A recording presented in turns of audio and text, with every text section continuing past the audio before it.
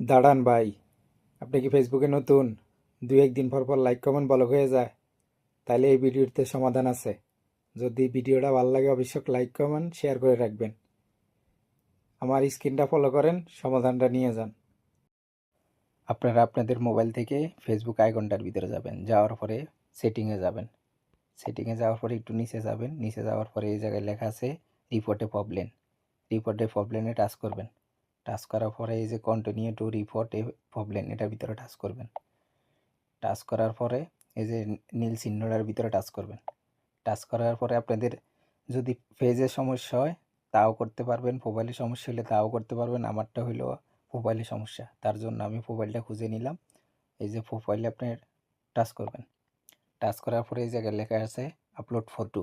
Upload ফটোটা হলো আপনি যে জায়গায় কমেন্ট করছেন, কমেন্ট করার পরে কমেন্টটা অ্যাডজাস্ট হয় নাই, ওই জায়গায় একটা লেখা আসছে, ওই লেখাটা এই জায়গায় বসাই দিবেন। আপলোড ফটোতে টাচ করবেন।